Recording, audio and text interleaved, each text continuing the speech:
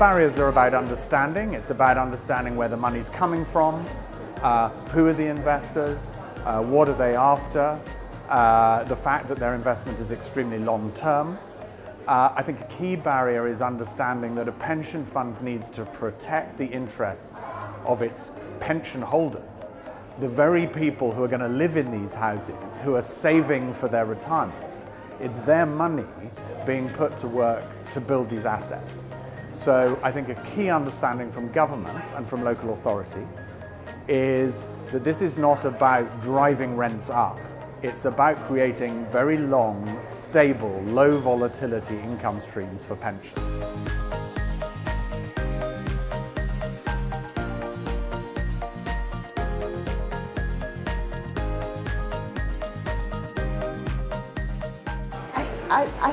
I think it is round about planning policy, because again, we heard today that planning policy in some cases can take 6 weeks. In Scotland I heard that it took 8 months for an Edinburgh development, and that cost the developer over £1 million.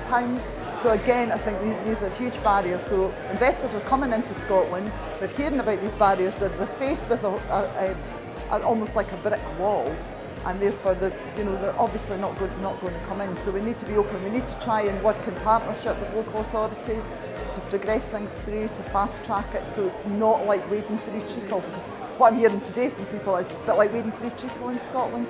So we need to make sure that we break down the barriers so people can come in.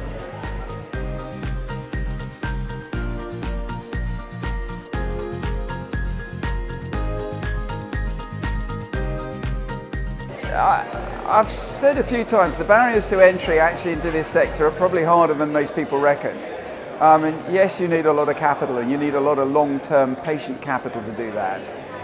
You've got to go through the process of buying your own land, getting your planning permission, and actually building the stock. And building the stock is no mean feat, because everybody's obviously focused on what the end product's like and delivering housing for the people that really need it.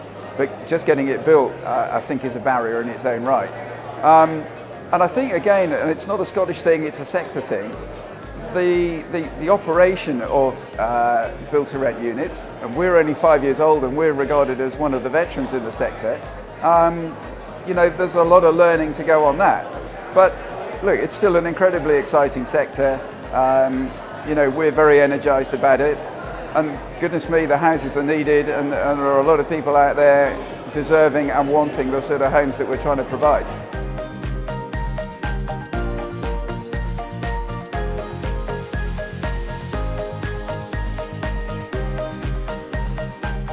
As I've said previously, the Scottish Government cannot keep cutting council's funding in Scotland when we need to invest in the planning resource and other resources we need to deliver this. I'm also concerned that not only with house building, but with commercial space, there's going to be huge pressures on getting the construction skills, the trade skills that we need, and the cost to build is going to go up.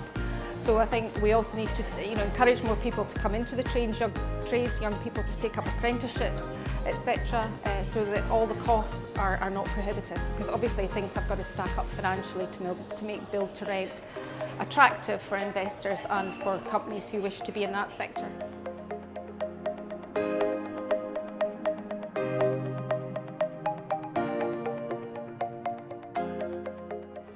The barriers are really timescale ones. I think there's not a developer here who wouldn't want to start developing and get a spade in the ground literally within weeks of seeing a site that they want to buy. But unfortunately there are a lot of hurdles that have to be gone through, principally planning. The planning process is still cumbersome.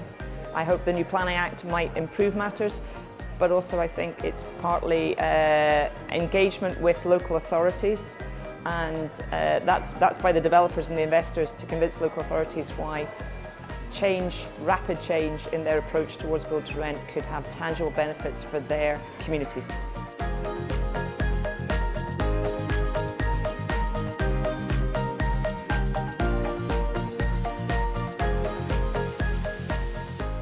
Well, one of the key reasons why I'm at this conference today is to hear from investors and developers to listen to their viewpoint.